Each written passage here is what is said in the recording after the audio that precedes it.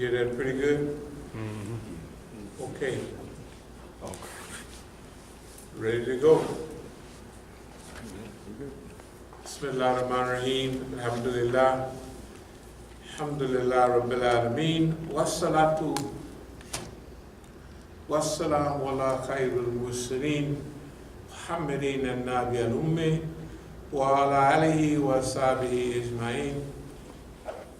Amma ba'd, yaqulu Allahu ta'ala fil Qur'an al-Kareem, inna Allaha wa malaikatahu yusalluna ala an-nabi ya ayyuha alladhina amanu sallu alayhi wa sallimu taslima. Allahumma salli ala sayyidina Maulana Muhammad sallallahu alayhi wa sallam.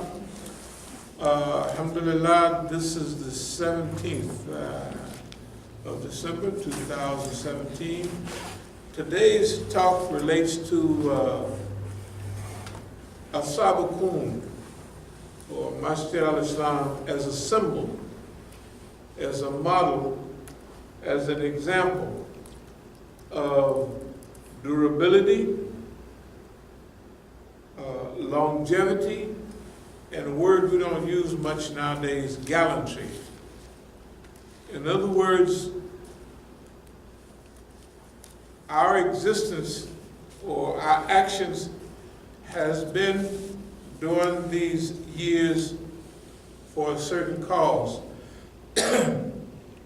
And that was to be, nobody believed you could challenge the U.S. government for any length of time and live to tell a story or remain sane or anything else. In fact, I'd like to mention a few of our past very famous people. And we want to do something that's going to throw everybody off a little bit until we finish the talk. But we're going to think about people like Malcolm X. Malcolm X is a symbol and a model. He's an example of resistance. He would be called an Islamic black nationalist icon. During this period, he invigorated civil rights, civil liberties, black power movement, and at the end of his career, the Islamic movement. He was martyred early in his career. Now, if you notice,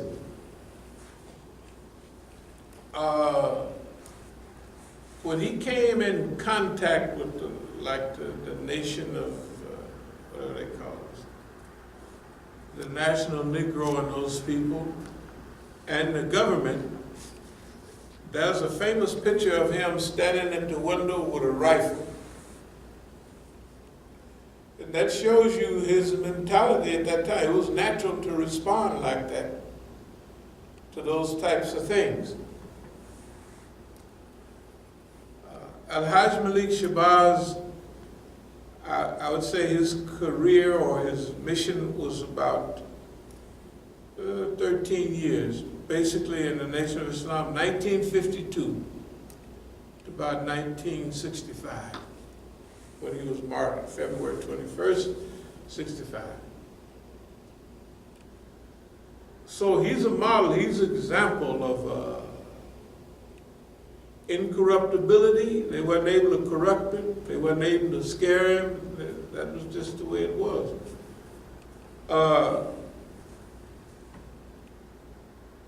And it was a 13-year history. Now,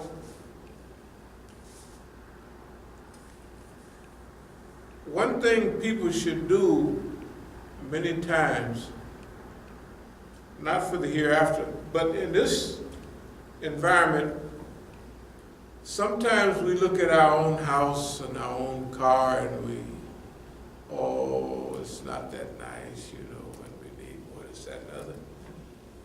Sometimes it's good to look at your neighbors, though, just to look around. And then you look at your house, and then you look at their house, and you say, wait a minute. We're not doing too bad. You look at your car, it's 2 years old, and the neighbor's car is 5 or 6 years, maybe 10 years old. You say to me, this comparing environmental circumstances. That's all it is. It's not saying I'm better than them, we're better than they are, they're better than us. But compare. When you buy products, if you buy from 2 pizza joints, you're going to compare this pizza with that pizza. You know, and pretty soon you're going to settle on the one that you like the best. You're going to compare. There's 3 pizza joints that you hit from time to time, and eventually you're going to lean toward one the most. Why? Because you've compared that with the other and you like the one the better.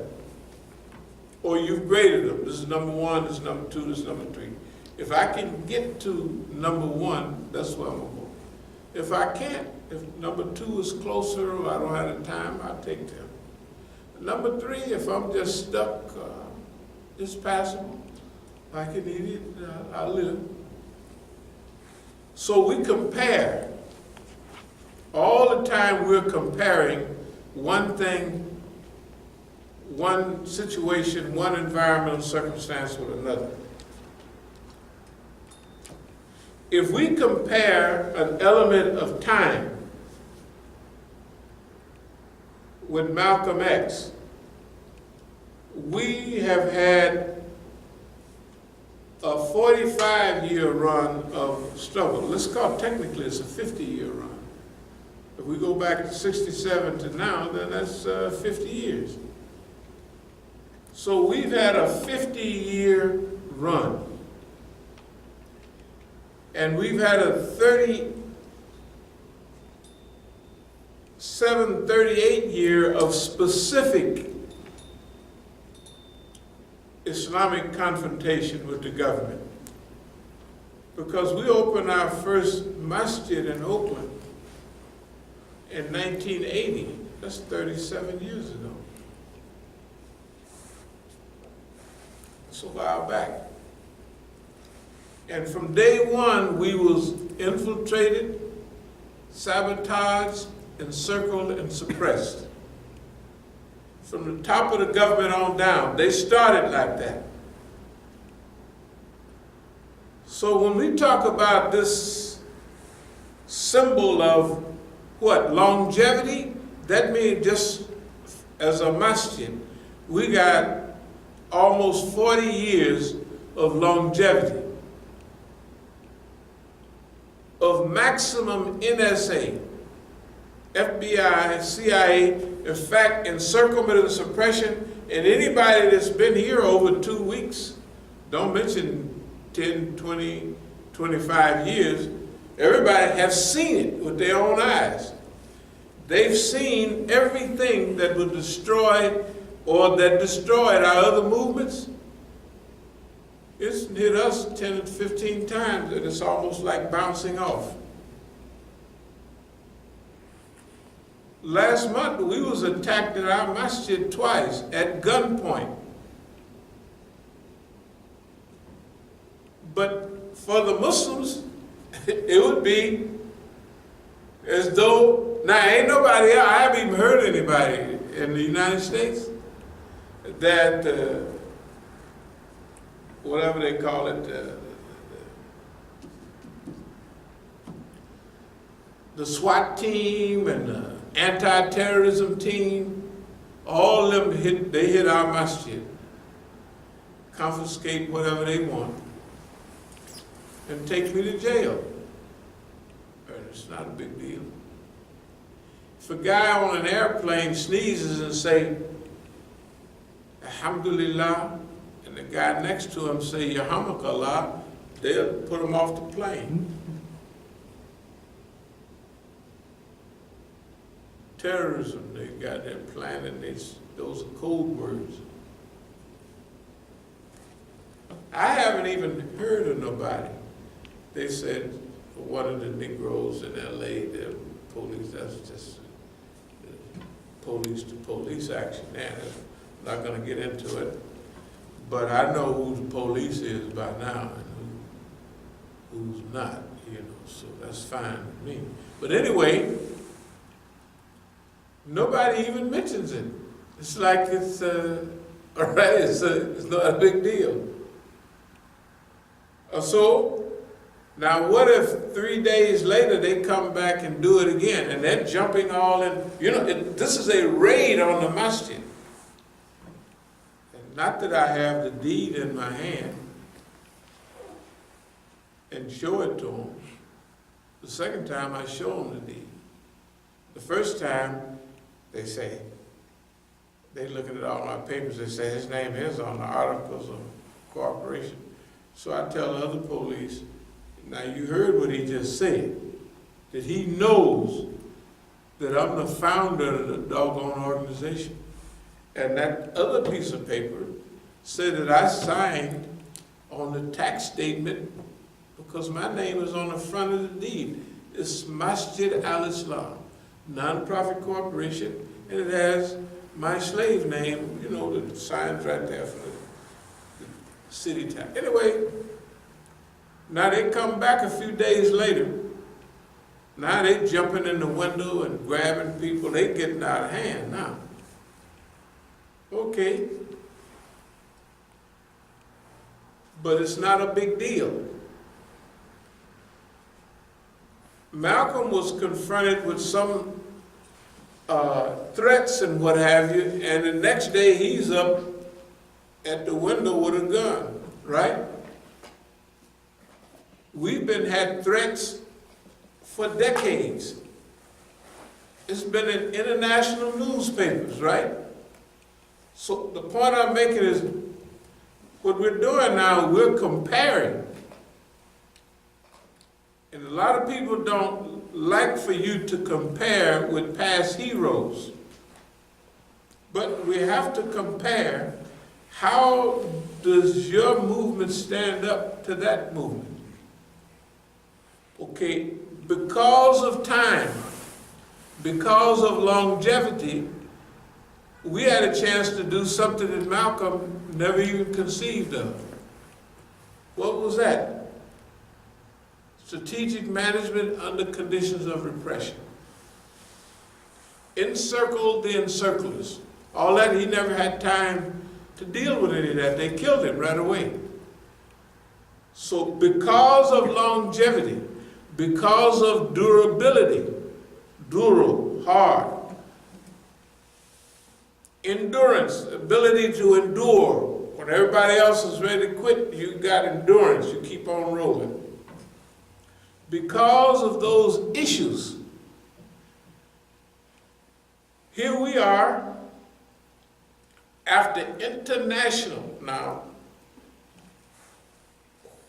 you have to be able to make a judgment. How are we looked at by the government? How are we looked at by the government? How are we looked at by the people?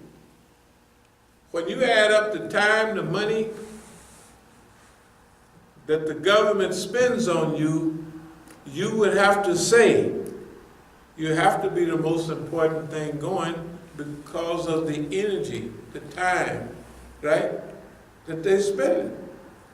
Not what the newspapers say. Now, you notice now, we're different to all, I'll get to them one by one. We are different than many of our historical brothers. You know why? They had media pushing them. People say, oh, if you're in the media, then you're somebody. That's what people think. Okay, but media can be a harm. You know why? When you have a lot of people calling your name and listening to you, it gives you a feeling of hope.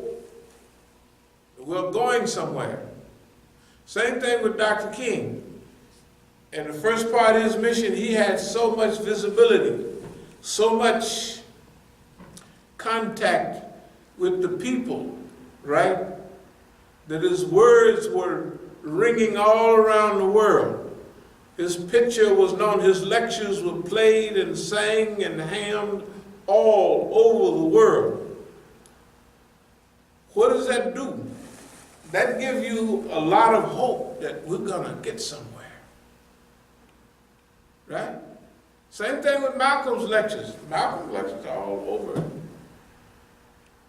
fact, they tried to destroy him by keep putting him out there in the media. They found out that we can't do that no more. That's what the COINTEL program said. Watch out for that stuff. I think it's number 4 or number 3 of the COINTEL program for blacks.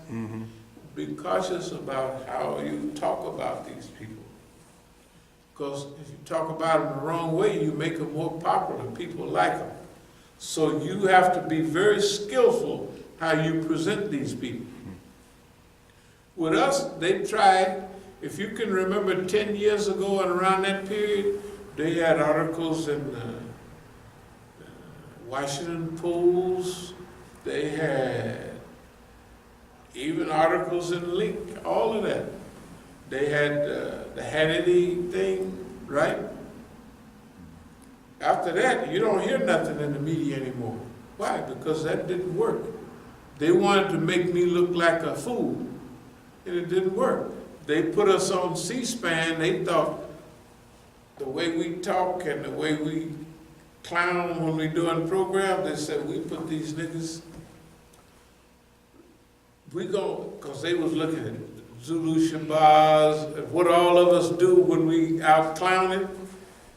We put these niggas directly on national television for 4 hours, right? They'll cut their own throat. When them niggas finish acting a fool, they're gonna be the laughing stock of the world. The only thing was we knew what they was up to, right? They put it on once, right away. They put it on 1:30 that night, and no more of that on C-SPAN. You had to order it. Why? Because it shocked them. It wasn't what they expected. And we came on personally, intellectually, historical.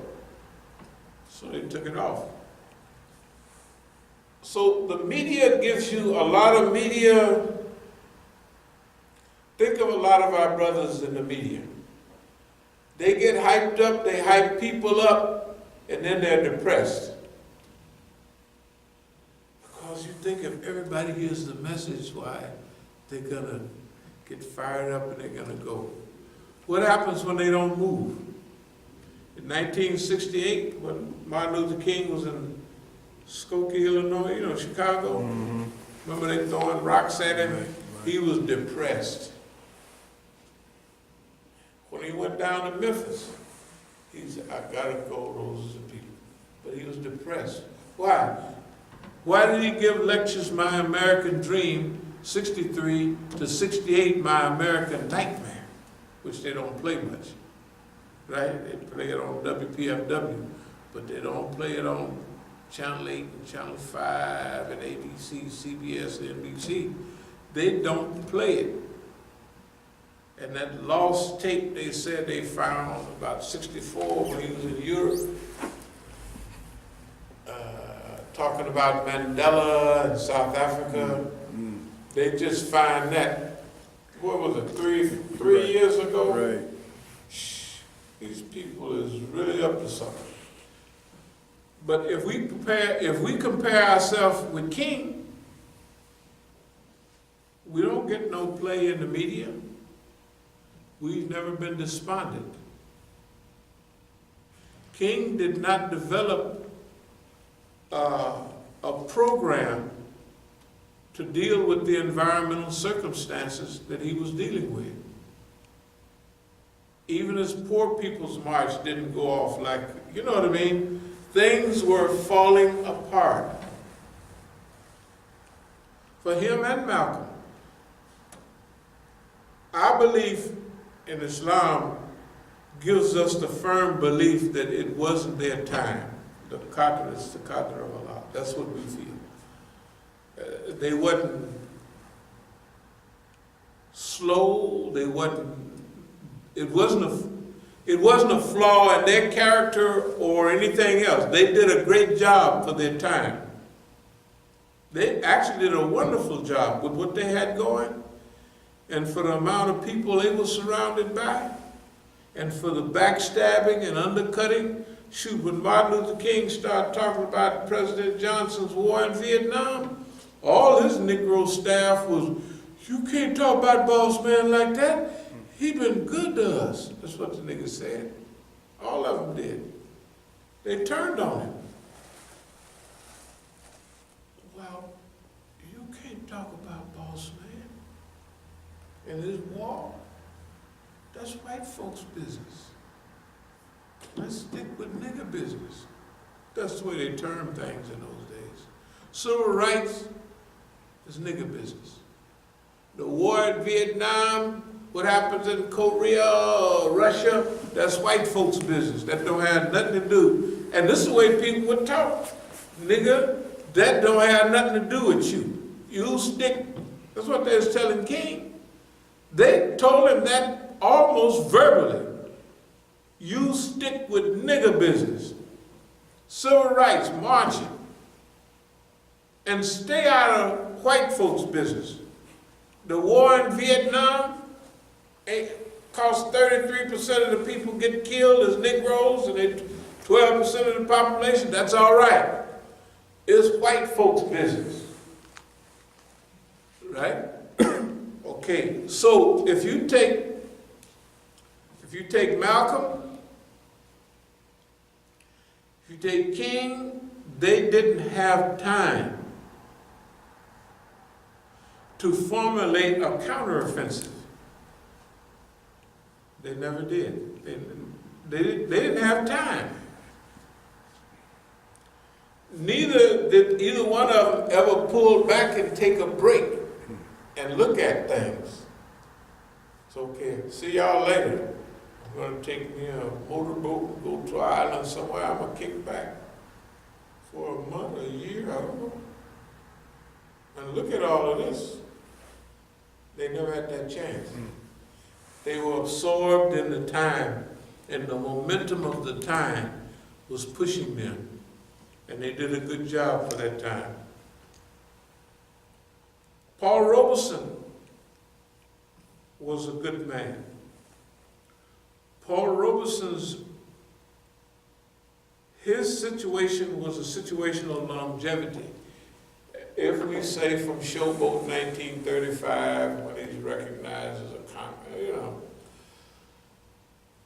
up until 1961. What happens in 1961? They put him in a crazy house temporarily. It's Paul Robeson. They took his passport away, I think, for a while. They did, they ran him through the mill for those days. They never stuck guns in his thing. They never had his whole life surrounded by the government. Everything.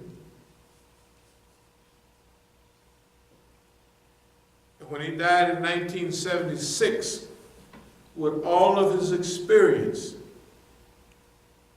he wasn't able to influence the black movement at all. You don't hear the Panthers or nobody talking to Paul Robeson and gaining from his experience. It's called transgenerational knowledge. That in all of his time, he done picked up on a lot of things. He can tell them a lot of things. He's an elder statesman. They're not talking. You hear white folks now on WPFW and all that talking about Paul Robeson, but you don't read in our history that the Negroes, bushy-headed Negroes went and talked to Paul Robeson. You don't find it in nobody's literature. Why? Because nobody did. They didn't. So, his knowledge of, even W.E.B. Du Bois had now become a Pan-Africanist. They didn't go to him for nothing. He was around during the Harlem Renaissance, in fact, all of it was. But nobody took advantage of their longevity and what the acquired knowledge, institutional knowledge, like, let's call it that. Knowledge that you gain over long periods of time. The lay of the land, the battle space or the battlefield, the tactics that they use against you. You see? Nobody benefited from him. Nobody, we didn't even, it was kind of sad. We sidelined him. Maybe he sidelined himself a little bit. Maybe he just didn't feel into this, whatever it was, there was no connection. But out of all of them, he had longevity. Let's take another hero, Muhammad Ali. Muhammad Ali, let's say he kicks in big time when he has that fight in '64, and he says, I'm a black Muslim, and da-da-da-da-da. It was quite interesting. I remember it very well because I was in the nation at that time. We was all wonders. And we were very enthusiastic about it. And the government eventually took his passport and they took his championship for 3 years. He don't have a fight till, was that 70 or 71 when he fight Joe Frazier or something like that, the first time, and lost. Okay, that's only 3 years though. If you take 65 when he hit the big time, by 75 he's making the movie The Greatest. And he is an American icon by then, not a black icon. When he fought Ernie Shavers, I think in '78, and he was warming up for the fight, and you know who was in his dressing room with him? Johnny Cash. Johnny Cash. Yeah, they showed him. Johnny Cash was just wishing him well. He stayed in there. He was in his dressing room all the time. You know, the white man Johnny Cash, you know, trains and Folsom Prison, Blues and all that stuff. I mean, Johnny Cash, country and western, Johnny Cash. Of course, Johnny Cash is a good man, but I'm showing you that in 10 years, Muhammad Ali done flipped from being a bad guy to, oh, he was against the war in Vietnam, on and on and on. He's a national icon. When he dies, when he's still alive, George Bush gave him a Medal of Freedom. Remember that? 10 years ago, like yeah. Yeah, I remember something like that, Yeah, George Bush gives him a Medal of Freedom. George Bush gives Muhammad Ali a Medal of Freedom. So the closer we get to his death, the more he's an American icon. He done flipped from the system trying to break him to the system celebrating him. That happens in 10 years. From 1965, when he's with Malcolm X, and Malcolm X get martyred in '64, to 1975, the movie, The Greatest. You know, I saw that movie, I was here, and then I went back to South America. I saw the movie in South America. And my picture of Muhammad Ali I don't know if I showed you the pictures we took with him back in, let's say, 70. And we was gangsters with plenty of money.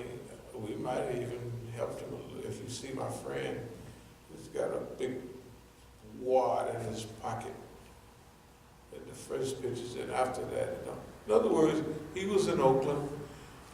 In fact, with Wilma Rudolph, if anybody knows who she is, 1960 Olympics. Mm-hmm. Bad girl to start out basically as a cripple. Yeah, you can't be laughing at her. They was in Oakland. They did some little benefit at Merritt College. We went down there to show support for him.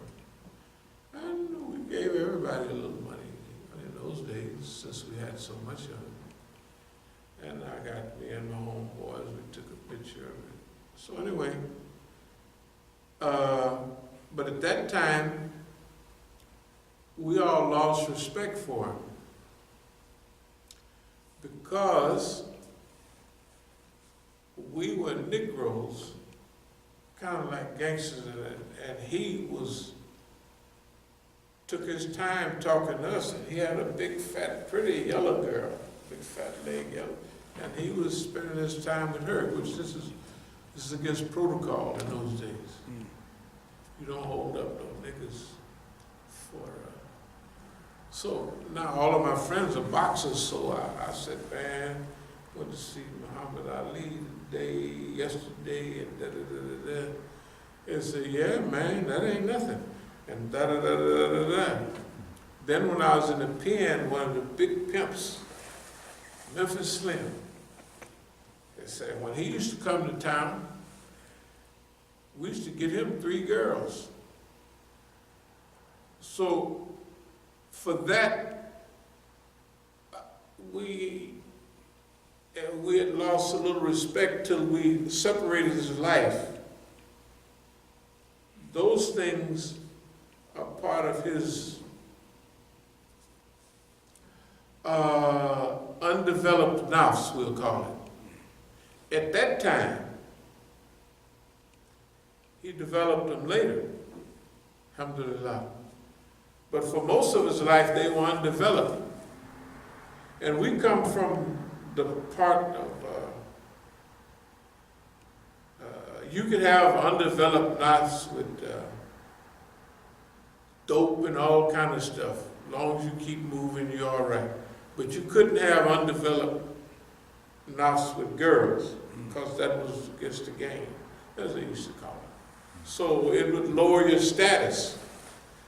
So we separated his status. I mean, those part of the nafs with his contribution to humanity. And shoot, when he changed his name to Muhammad Ali, when I traveled around the world, they didn't ask about 2 Negroes, Malcolm X and Muhammad Ali. In all of the Muslim world, I met Iranians years later, said, man, when Muhammad Ali, it sounds like the way they name it. Muhammad Ali, hey man, he affected the world. He gave hope to the world, and he had a lot of media play. But that media play, that acceptance, caused a lot of despondency. Man, I'm doing all right, but the people is effed up. They ain't, you know what I mean? And just to stray for a second, let's look at today's news. This is today's news from New York Times and from the Washington Post. Ravaged by opiates, tribe fights big pharmacy. A rallying cry or a racial taunt invoking the president, Trump that is. This is about opiates. You think opiates is killing white folks and heroin is knocking Negroes over? You should do research on what it's doing. The tribes, literally all of them. The tribes is being hit by crack, Alcohol. crank, alcohol, opiates, everything in the book. Even in that movie, they had one about river or something like recently, about Indian reservation where a girl got killed. Wind of the river or wind something. This is a big movie. It was on the Indian reservation. And tribe fights big pharmacies. What does that mean? What does that? Big pharmacies have to do with anything? This is an extended article. Ravaged by opiates, Cherokee nations fight big pharmacies. What they're saying is they've almost wiped out the Native Americans for the 50,000th time. Nobody treated worse than Negroes but Native Americans, the original owner. Now, this is Washington Post. Opiates case ended in a whimper, agents say. Criminal charges weren't part of discussion with big drug firms. This is about, you might have heard a lot about this.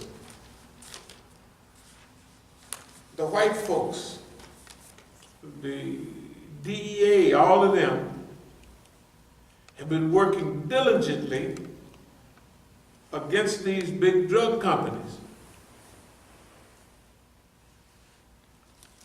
because they're legally dealing drugs.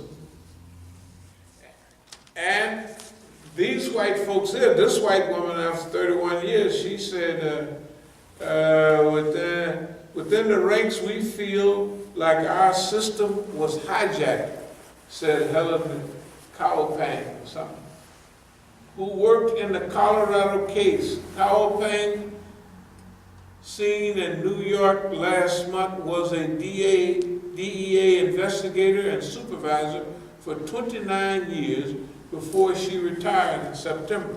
She quit. Why? They built up a perfect case against the big drug firms. Right, all these opiates getting out into, they coming right off the dope. There ain't no more, the heroin now, the opiates they getting is coming right out of the pharmacy. And the feds hook up perfect cases of drug companies sending, it was one place in West Virginia, you know how small West Virginia is, one little corner drugstore, like, I think it got 3,300,000, I don't know, but it's up there in the millions of opiate pills. No explanation. These people got them a case.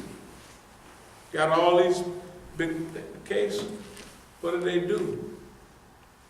The top guys at the top came and squashed it, and they gave them a fine for $150 million. But they make, how many billions they make? That's like, you make $2,000 illegally, and they give you a fine for $15, $150 million. So you make $2 billion. That's the same as about $15 fine. Yeah, call it a $150 fine. It's okay. Then you can write the damn fine off on your taxes for the others. This is criminal, man. This is America. When people wonder what we're fighting about, you don't have to look around, just read the newspaper. And you can see it's not me and you anymore. It's the human experience. We got a chance to evolve. That's the beautiful thing about longevity. That's the thing about being a symbol? No matter what anybody say, at the rally yesterday, everybody knew who we was, and they know that we still here. Are you all right? Yeah, we still here. Ain't nothing wrong. How are you? Hell, I'm fine. I'm not standing up in no window with no rifle or looking peeping through the blinds. We are a good example of longevity. Yeah, we know what we are. So they're going to try to box us in one way. They go, oh, you're not going to get you could have had 50 massages now. And it's true. It's true. If we can start one year and then open another next, well, of course, we could do it. But was that what Allah wanted?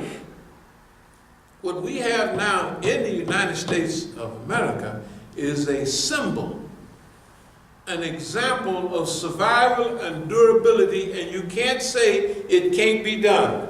Nobody can say you can't face up to the system. You can't do it. They can't say that, right? You know why? Because we sit right here in front of everybody and been doing it all the time. That's been our mission all the time. Not to open a whole ton of masjid, but to show everybody, which we'll do later, show everybody you can do it, to encourage the people. You've never seen us despondent. Oh, things look too bad. You've never heard any of that, anything like that coming from our member. You know why? Because we've never had the big press running around. We've never felt anything but the reality of the time, place, and circumstance in which we live in. We haven't allowed the press to blow us up or deflate us. They don't have nothing to do with who we are. We who we are. You see, we measure who we are. That's why we say, okay, where was Malcolm coming from? How far did we get? Okay, to tell you the truth, whether you like it or not, ladies and gentlemen, we done surpassed all of our heroes, all of them, by 10 times, either by time, either by development. Number one, the longevity gave us time to launch successful counteroffensives. Psychological guerrilla warfare worked. It's worked. Getting them to raid us all the time in the public, we've been knowing this stuff since the 80s, or even before that. But it don't do you no good if you know it, right? You got to get the government to act a fool in the public, and everybody see it, right? So now whatever we might have slowed down on this masjid or that masjid, we'll get it back now, because 2018 is the legal challenge. Everything is laid out in court. I mean, it will be laid out in court. And we'll just start at $40 million, or we could start at $50 million. They violated us on case after case, and they knowingly did it. They knowingly did it. Okay? So, suppose they just be nasty, and they say, we ain't giving you nothing. It doesn't make a difference. You know why? Because when we put our case in court, we get the transcript. And we'll teach for 20 years on, look what they did. Look what happened. Look what we presented, and look what they did. They can't win. We got the cracker boxed in. He's never been boxed in before. Never, never, never. By nobody. They didn't have the time. They didn't have the longevity, and they didn't have the experience. And we never gave them nowhere to come. With Martin Luther King, they got him messing with girls, right? They didn't brought so many tenders around here and in California. They'll make you sick. You almost want to throw up. Here come another yellow girl with good hair. Another one. Yes, ma'am. Well, I'm here to seduce you, to get you to that. So y'all must be stupid. I'm not Muhammad Ali. It work on him. It don't work on me. Because I come out of the game. You can't do that unless you're a damn fool in the game. Now, everybody else, the hadith say, what, about man's biggest challenge that I leave behind for him is girls, right? Now, in the game, everybody is on your case. The police want to finish you off. The Negroes want to finish you off. The girls want to get up next to you so they can finish you off and take your money, or your cousin or best friend want to send one of his women up and get next to you, and everybody trying to knock you over. And in the movement, people are not used to total isolation. They're not used to it. They don't function. And peer group pressure, everybody says this. Remember when they doing all that dumb stuff in Oakland? Everybody telling me, I wouldn't take that, man. As if I'm going to take your advice? You ain't did nothing. You ain't fighting nobody. What I'm going to do taking your advice? Everybody I know is telling me what they would do. Man, the man, if you want to keep respect, you got to make them niggas. Even my sons was telling me, Dad, you told us these are the things you got to do. So that was 1983. Was it? Yeah. It's the hell. 35 years ago, 32 years ago, you think I'm going to do the same? If I hadn't evolved, then they could get you like that. They got some of our other great brothers. How? Just make them mad. Send somebody to sell dope right around the Masjid, any stupid thing. And they'll do whatever. They might get away with it once or twice. But one of our great friends has said, I know he didn't say stuff like this, but if they mess with me again, I'm going to do this. You can never say that. You can never let them study you, and you're going to respond to them. Remember, one of the keys, today, right now, with all this foolishness, we cannot stop the government from walking in here right now with guns and setting fire to things and urinating on the floor.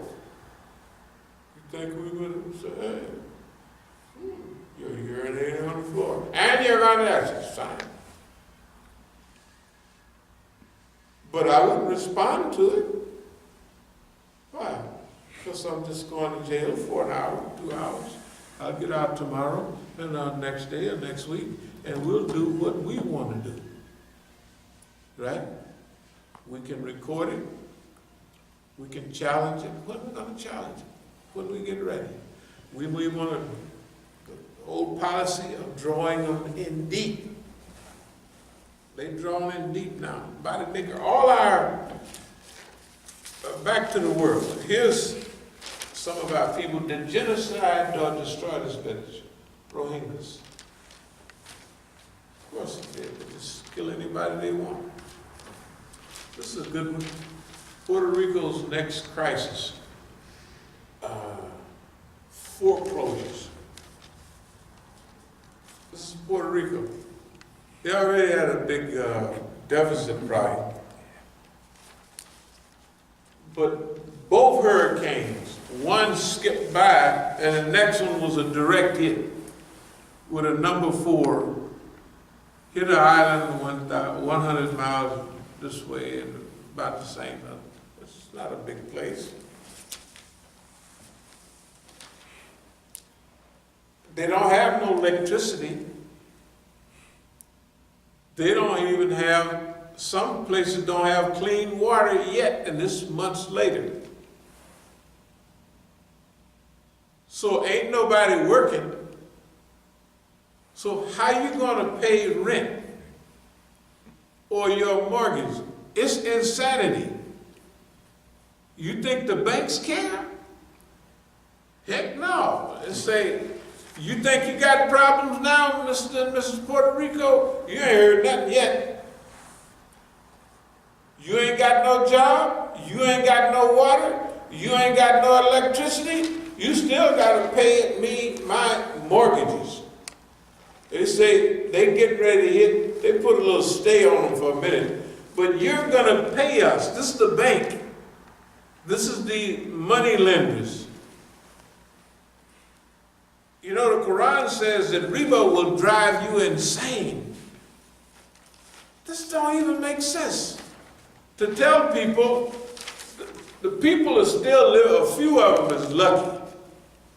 They still got roofs on it. Most of the homes are just destroyed. It definitely ain't no work. But we're gonna you already living outside, but we're gonna put you outside.